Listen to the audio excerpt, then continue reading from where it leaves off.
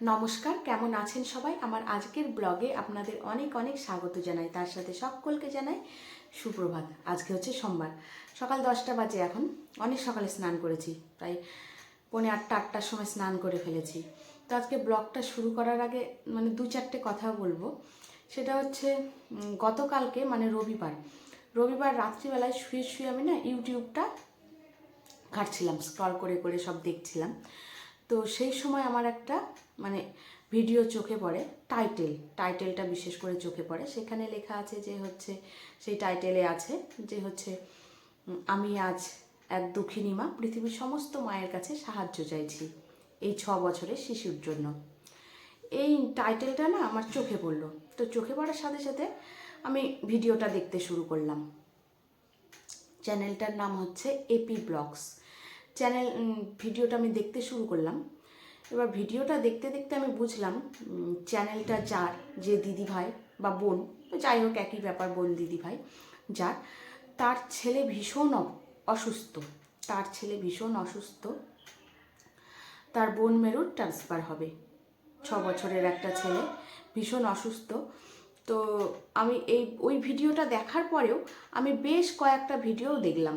ওই দিদিভাইয়ের এপি চ্যানেলের ভিডিও আমি কয়েকটা বেশ দেখলাম। দেখতে দেখতে বুঝলাম যে ওই যে ছোট বাচ্চাটা, দিদিভাইয়ের ছেলে, ডাক নাম আয়ুষ, ভালো নাম আরিয়ান, ওরই হবে বোনম্যারো ট্রান্সফার। তো এই বোনম্যারো ট্রান্সফার করতে 1-2 লক্ষ টাকা না, বিশাল একটা টাকার পরিমাণ, বিশাল একটা টাকার প্রয়োজন, কয়েক লক্ষ টাকার। সেখানে সাহায্য না চেয়ে উপায় নেই, বাধ্যতামূলক আর কি। আমাদের মতো সাধারণ ঘরে সেই টাকা জোগাড় করা অসম্ভব ব্যাপার, অসম্ভব। বাধ্য হয়েই সাহায্যটা চাওয়া। আমি বেশ কয়েকটা ভিডিও দেখে বুঝলাম সেটা। বললাম না, আমি ওই ভিডিওটা দেখার পরে পরপর কতগুলো ভিডিও দেখে গেলাম। তো পরপর ওই ভিডিওগুলো দেখে আমি সেটাই বুঝলাম। তো সেইখানে ওই 6 বছরের বাচ্চাটাকে যখন দেখলাম, ভীষণ কষ্ট হচ্ছিল, ভীষণ। একটা 6 বছরের বাচ্চা, তার বোন ম্যারো ট্রান্সফার হবে, দেখে মনে হচ্ছে যে এইটুকু ছেলের এত বড় একটা অপারেশন হবে, কি করে, ভগবান কি করে পারে এই রকম করতে। তো যাই হোক, ভগবানের নীলা খেলা। আর বাচ্চাটা এত সুন্দর, মিষ্টি, খিলখিল করে হাসছে বাচ্চাটা, খেলছে। তখন এত কষ্ট হচ্ছে দেখে দেখে মনে হচ্ছে না, ওই যে মানুষের রোগ তো আর শরীরের ওপর থেকে দেখা যায় না, মানুষের রোগ যা থাকে শরীরের ভেতরই। তো তার মধ্যে দিদিভাইয়ের কয়েকটা ব্লগ দেখতে দেখতে একটা ব্লগে দিদিভাইয়ের একটা কথা আমার চোখ দিয়ে জল বেরিয়ে এসছে একটা কথা শুনে। সেটা হচ্ছে, আজ ছেলেটার চিকিৎসার জন্য 1 বছর হলো স্কুল পাঠাতে পারিনি। ওই কথাটা শুনে আমি কেঁদে ফেলেছি, আমার চোখে জল বেরিয়ে এসছে। আমিও তো 2টো সন্তানের মা। সন্তানের কিছু হলে, একটু কিছু হলে কী যে হয় সেটা বুঝতে পারি। আমিও তো একটা মা। তো আমি আমার যেটুকু সাধ্য, যেটুকু ক্ষমতা, আমি আমার সাধ্য মতো আমি চেষ্টা করেছি। আমি জানি আমার ওই চেষ্টাতে কিচ্ছু হবে না, একটা কোনাও ছুঁয়ে যাবে না। যতটা পরিমাণ টাকার প্রয়োজন না, আমার ওই চেষ্টাটুকু দিয়ে একটা কোনাও ছুঁয়ে যাবে না। তবে একটা কথা আছে না, তিল কুড়াতে কুড়াতেই বেল হয়। তো সেই আর কি। তো আমি শুধুমাত্র 2-4টে কথা বলছি আমার সাবস্ক্রাইবার বন্ধুদের কাছে। আমি হাত জোর করে মিনতি করছি, অনুরোধ করছি, আমার সাবস্ক্রাইবার বন্ধু যারা আছে, যারা আমার ভিডিওটা দেখেন। আমি খুব ছোট্ট একটা ব্লগার, ভীষণ ছোট্ট একটা ব্লগার। তবু আমি আমার সাবস্ক্রাইবার বন্ধুদের কাছে হাত জোর করে প্রার্থনা করছি, অনুরোধ করছি যে আপনারা একটু এপি ব্লগটা দেখে আসুন, প্রিয়া দিদিভাইয়ের পাশে একটু দাঁড়ান। আপনাদের যেটুকু সাধ্য, যেটুকু ক্ষমতা, সেটুকু দিয়ে 50, 100, 200, যার যেটুকু ক্ষমতা আছে সেটুকু দিয়ে আপনারা সাহায্য করুন। আমি খুব ছোট একটা মানুষ, আমি আমার সাধ্যমতো চেষ্টা করেছি। আমি আমার হাজব্যান্ডকে ভিডিওটা সেই রাতেই দেখাই যে দেখো এই এই ঘটনা। তো আমার হাজব্যান্ড সেই রাতেই যেটুকু আমার ক্ষমতা সেটুকুও আমি বলেছিলাম। তো সেটুকুও আমার পাশে দাঁড়িয়েছিল। আমার সেটুকু আমাকে বলে, আচ্ছা ঠিক আছে, তুমি সাহায্য করো। তো আমি করেছি আমার সাধ্য মতো। তো আমার একটাই কথা আমি বলবো আমার সাবস্ক্রাইবার বন্ধুদের, আমার পরিবারের লোকজনদের, আপনারা প্রিয়া দিদিভাইকে সাহায্য করুন আপনাদের সাধ্য মতো। আর দিদিভাই একটা কথা বলতে হবে, বড় মনের মানুষ দিদিভাই। দিদিভাই শুধু একার দুঃখ না, কয়েকটা ভিডিও দেখতে দেখতে সেখানে দিদিভাই বলেছে আমি তো বেশি কিছু বলিনি, 40 টাকা 50 টাকা সাহায্য করুন। আমার মতো তো আরও অনেকে আছে। দিদিভাই কি নিজের দুঃখ কষ্ট আছে, তার মধ্যেও কিন্তু অন্যজনেরটাও চিন্তা করেছে যে না, আমাকে শুধু একা দিলে হবে না, আমার মতো যারা আছে তাদেরও সাহায্য করতে হবে। দিদিভাই এটা বোঝাতে চেয়েছে। তো এর থেকে বোঝা যায় যে দিদিভাইয়ের অনেক বড় একটা মন আছে, অনেক বড় মনের একটা মানুষ। সে নিজের দুঃখের সাথে সাথে অন্য কারো দুঃখটাও, যারা দিদিভাইয়ের মতো কষ্টে আছে দুঃখে আছে তাদেরটাও বুঝেছে। শুধু আমি এটুকুই বলবো আমার পরিবারের লোকজনের কাছে, আপনারা দিদিভাইয়ের চ্যানেলটা একটু ঘুরে আসুন, এপি ব্লগটা একটু ঘুরে আসুন, দেখুন এবং দিদিভাইকে সাহায্য করুন। আমি হাত জোর করে আপনাদের কাছে অনুরোধ করছি, যার যেটুক ক্ষমতা, 50 টাকা 100 টাকা 200 টাকা, তিল কুড়াতে কুড়াতেই বেল হয়, বললাম যে আপনারা সাহায্য করুন। প্রিয়া দিদিভাইয়ের ব্লগগুলো দেখতে দেখতে না, স্ক্রল করে দেখতে দেখতে আর একটা ভিডিও চোখে এলো, সেই হচ্ছে চ্যানেলটার নাম আপনজন। সেখানে যার চ্যানেল সেই দাদাভাইয়ের নাম বাহাদুর দাদাভাই। সেই বাহাদুর দাদাভাইকে দেখলাম আয়ুষের জন্য গলায় একটা কৌটো ঝুলিয়ে, সুতো দিয়ে একটা কৌটো ঝুলিয়ে আয়ুষের জন্য সবার কাছে, রাস্তায় নেমে পথে দাঁড়িয়ে সবার কাছে আয়ুষের জন্য সাহায্য চাইছে। আয়ুষের জন্য সাহায্য চাই, আয়ুষের জন্য সাহায্য চাই, আরিয়ানের জন্য সাহায্য চাই, এইভাবে সাহায্য চাইছে। তো সেই সাহায্যটা নিয়ে বাহাদুর দাদাভাই দেখলাম সেই সাহায্যটা পাঠালো। তো পৃথিবীতে এখনও যে এই ধরনের মানুষ আছে, সত্যি বাহাদুর দাদাকে না দেখলে সেটা বিশ্বাস হয় না। মানে বাহাদুর দাদাভাইকে স্যালুট, সত্যি স্যালুট। একটা অন্য মানুষের জন্য, অন্য কোনো সন্তানের অন্য কারোর সন্তানের জন্য মানুষ এই রকম করতে পারে, বাহাদুর দাদাকে না দেখলে সেটা মানে বিশ্বাস করা অসম্ভব ব্যাপার। সত্যি বাহাদুর দাদার মতো মানুষ এখনও আছে পৃথিবীতে, এখনও আছে। আমার এই ভিডিওটা প্রিয়া দিদিভাইয়ের চোখে কখনো পড়বে কিনা জানি না। আমি খুব ছোট্ট একটা ব্লগার, তার মধ্যে প্রিয়া দিদিভাই এখন অনেক ব্যস্ত তার ছেলেকে নিয়ে, তার ডাক্তার চিকিৎসা, সেটাই স্বাভাবিক। তো একটাই কথা বলবো দিদিভাই, মনের জোর হারিও না, কখনো মনের জোর হারিও না।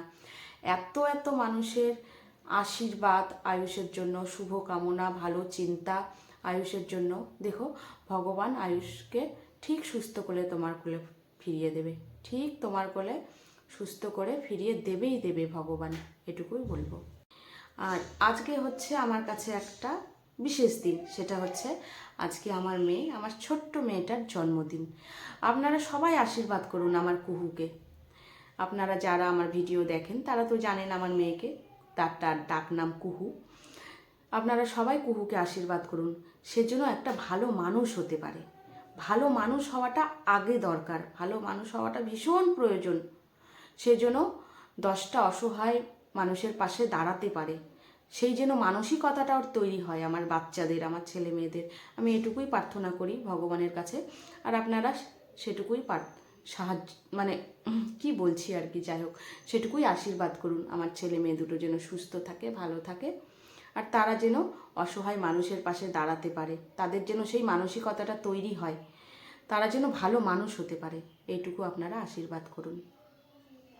আর এখন গিয়ে যেটুকু করব সারাদিনে মেয়েটার জন্য, যেটুকু বলতে সেই রকম বিশাল কিছু করব না, বাড়িরই সবাই মিলে, আর জেঠু শ্বশুরের আমার বাড়ি আছে, মানে বাড়িরই, ওরাও বাড়ির আমার, ওনারাও বাড়ির, এই বাড়ির এই কয়েকটা লোকজন মিলেই একটু খাওয়া দাওয়া হবে রাত্রিবেলায়, সেটুকুই একটু জোগাড় করব, এই আর কি। এইদিকে তাড়াতাড়ি করে সবজি কাটতে বসে গেছি। দিদি আর আমি সবজি কাটছি, ফ্রাইড রাইসের জন্য যে সমস্ত সবজি লাগবে সেই সমস্ত সবজিগুলোই কাটছি। তো এসে একটু রোদ্রুতে বসেছি। আজকে খুব রোদ্রু উঠেছে, আজকে না, বেশ কয়েকদিন ধরেই খুব রোদ্রু উঠছে। তো এখন এই যে রোদ্রুর আদর গেল, রোদ্রুর আদর কমতে শুরু করেছে, এখন আরও একটা করে দিন যাবে, রোদ্রুর আদর কমতে থাকবে। এদিকে আমি সবজিগুলো কেটে নিচ্ছি দিদি আর আমি। আর এরপরে সবজিগুলো কাটার পরে না তাড়াতাড়ি করে গিয়ে পায়েসটা বসিয়ে দেব, কারণ পায়েস ঠান্ডা হতে অনেকটা সময় লাগে, আর অনেকগুলো পায়েস করব, তো পায়েসটা আগে বসিয়ে দেব দুধ চাল দিয়ে নিয়ে। তো দিদি বলছে আমাকে যে যা তুই, আমি এগুলো কেটে নিচ্ছি, তুই পায়েসটা গিয়ে করে নে। তো আমি বলছি ঠিক আছে, একটু কেটে নিই, বসেছি যখন একটু তো এই কয়েকটা কেটে নিই, কেটে নিয়ে তারপরে গিয়ে পায়েসটা বসিয়ে দেব। তো আমি রান্নাঘরে এসে দুধটা জাল বসিয়ে দিয়েছি। আর এতগুলো দুধ না ফুটতেও অনেকটা সময় লাগবে। আর এইদিকে ফ্রাইড রাইস করব, সেই জন্য ভাতটা করে নেব। তো ওখানে ভাতের চাল বসিয়ে দেব, মানে হাঁড়িতে হাঁড়ি বসিয়ে দিয়েছি। এদিকে ভাতটাও আমার হয়ে গেছে। তো ভাতটা একটু ঠান্ডা করতে দিয়েছি। ঠান্ডা করলে কি হয়, ফ্রাইড রাইসটা না ঝরঝরে হবে আর ভাতগুলো একটাও ভাঙবে না। সেই জন্য ভাতটা ঠান্ডা করতে দিয়েছি। আর আমাদের মাসি হচ্ছে লুচি যে হবে সেই লুচিটা আটা মেখে দিচ্ছে, কারণ মাসি হচ্ছে লুচির আটা মাখার স্পেশালিস্ট, খুব ভালো মাখতে পারে। অর্ধেক আটা আর অর্ধেক ময়দা দিয়ে লুচি হবে আজকে, তো সেটাই মাসি মাখছে এখানে। এদিকে হচ্ছে পায়েসটাও হয়ে গেছে আমার। পায়েসটা করে তাড়াতাড়ি এসে আলুর দমটা বসিয়ে দিয়েছি, যে আলুর দমটা করে রাখি, যদি ঠান্ডা হয়ে যায় খাওয়ার সময় তো তখন আবার গরম করে নেব। তো আলুর দম করছি। আর এদিকে হচ্ছে আমার ছেলে এসে আমার সাথে কথা বলছে, ছেলের সাথে কথা বলছি। আমার ছেলে এসে বলছে যে মা, আলুর দমটা এত সুন্দর দেখতে হয়েছে আর এত সুন্দর কালার হয়েছে, মনে হচ্ছে মাংস ফেলে খেতে হবে। আর খুব সুন্দর গন্ধও বেরিয়েছে, এত সুন্দর গন্ধ বেরিয়েছে। তো যাই হোক, আলুর দমটাও আমার হয়ে গেছে, ধনেপাতা দিয়ে নিয়েছি। আর এদিকে ফ্রাইড রাইস করব বলে সবজিগুলো ভাজতে শুরু করেছি। আলুর দমটা নামিয়ে দিয়েছি, মানে হয়ে গেছে, তো নামিয়ে দিয়ে ফ্রাইড রাইসের সবজিগুলো ভাজতে শুরু করেছি। আর আজকে রান্নাঘরে রান্না করছি না, আমাদের বড় ওভেনটা এনে বারান্দাতেই রান্না করছি, যে বারান্দাতেই রান্না করি। ফ্রাইড রাইসটাও আমার হয়ে গেছে, ছেলেকে দিয়ে একটু মানে চাকিয়ে নিয়েছি, ও একটু খেয়ে টেস্ট করেছে কেমন হয়েছে। তো ছেলে বললো যে না মা, নুন মিষ্টি সব ঠিক আছে। আর ঝাল দিইনি ফ্রাইড রাইসে, খুব হালকা, এতটা ফ্রাইড রাইসে 3টে কাঁচা লঙ্কা দিয়েছি, কারণ আলুর দম হয়েছে। তো এই যে গামলায় রয়েছে ফ্রাইড রাইস, এখানে কিছুটা ফ্রাইড রাইস রয়েছে, আর আলাদা করে কিছুটা ফ্রাইড রাইস সরিয়ে রেখেছি। আর কিছুক্ষণ আগেই নামিয়েছি, ভীষণ গরম। আর এখানে রয়েছে এই যে ছোলার ডাল, এই যে ছোলার ডাল, বাদাম দিয়ে কিশমিশ দিয়ে ছোলার ডাল হয়েছে লুচি দিয়ে খাওয়ার জন্য। এই ছোলার ডালটা মাসি করেছে, এটা মাসি করেছে। আর এখানে রয়েছে এই যে আলুর দম, এখানে আলুর দম রয়েছে। আর এটা রেখেছি হচ্ছে, এটাতে লুচি ভেজে ভেজে রাখবো। দাঁড়াও একটু কথা বলছি। এটাতে লুচি ভেজে ভেজে রাখবো করে এটা রেখে দিয়েছি। আর এইখানেও কিছুটা আলুর দম সরিয়ে রেখেছি। এই যে আলুর দমটা খেতে দুর্দান্ত হয়েছে, কুট্টুর বাবা বলল। এখানে রয়েছে পাটালি গুড়ের পায়েস, তবে এইটুকু পায়েস না, 3-4টা বাটিতে আরও তুলে রেখেছি।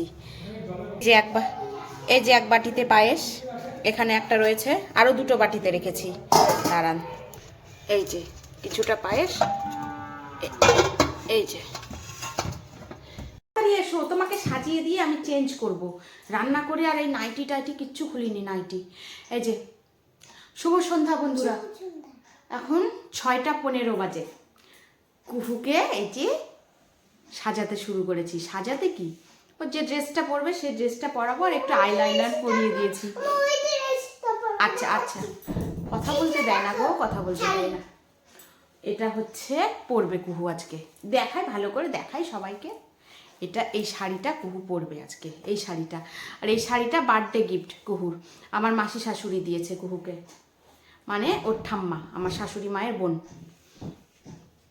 দিয়েছে শাড়ি ওকে, বার্থডেতে গিফট করেছে। একটা ব্রাশ চকলেট দাদাও কিনে দিয়েছে। ও, একটা চকলেট কিনে দিয়েছে, সেটাই বলছে। তো যাই হোক, ওই শাড়িটা পরাবো। আর এই যে একটুখানি আইলাইনার দিয়ে দিয়েছি আজকে। আইলাইনার না কুহুকে এই প্রথমবার আজকে দিলাম। একটু দেখাও, দেখাও মা, এসো। কুহুকে প্রথমবার আইলাইনার দিয়ে দিলাম, কি ভালো লাগছে দেখতে। এসো একটু। আর শাড়িটা পরিয়ে দেবো, একটা টপ পরাবো, টপের উপরে শাড়িটা পরিয়ে দেবো। একটু দেখাও, তোমার কতকে দেখবে তোমার ভিডিও। বসো বসো বসো, আন্টি দেখবে, ঠাম্মা, দিদুন, অনেকে দেখবে। কত ঠাম্মা দেখবে, কত দিদুন দেখবে, আন্টি দেখবে, মাসিমণি, পিসুমণি, দিদুন, অনেক দিদুন আছে। চোখটা বন্ধ করে একটু আইলাইনারটা দেখাও। আইলাইনার ভালো লাগছে না? ভালো লাগছে। শাড়িটা পরিয়ে দিই, তারপরে আমি চেঞ্জ করব রান্না করে না, ওই রান্না করে। হ্যাঁ পরাবো পরাবো, লিপস্টিকও পরবে আবার, দেখুন। ঠিক আছে। রান্না করে চেঞ্জ করিনি, যে ওকে একটু রেডি করিয়ে নিয়ে চেঞ্জ করে নেব। ওকে রেডি করি, বিকেল থেকে তো মাথা খেয়ে নিচ্ছে, আমাকে রেডি করিয়ে দাও, সাজিয়ে দাও, রেডি করিয়ে দাও, সাজিয়ে দাও। লিপস্টিক বের করে নিয়ে চলে এসছে, দেখুন। এটা এটা বেবি লিপস্টিক না, তোমাকে বেবি লিপস্টিক দিতে হবে। এই যে আমার মিষ্টি কুহু, দেখতে কি ভালো লাগছে মিষ্টি কুহুকে, একদম মিষ্টি লাগছে। দেখি মা, দেখি দেখি, মুখটা একটু দেখাও। আচ্ছা, কি ভালো লাগছে শাড়ি পরে, চুলে ফুল লাগিয়েছে, হ্যাঁ টিকলি পরেছে। দেখি টিকলিটা একটু দেখি, টিকলিটা থাক, গামছাটা থাক। বেলুন নিবি? নে নে নে যা, থাক থাক, ওটা বুনুর কাছে।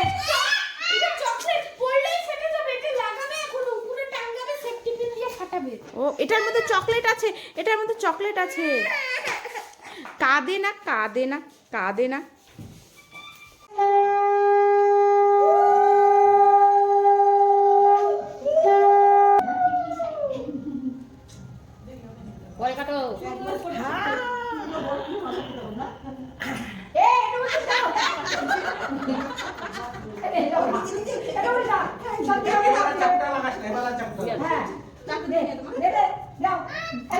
থেকে চকলেটটা নে, চকলেট নে।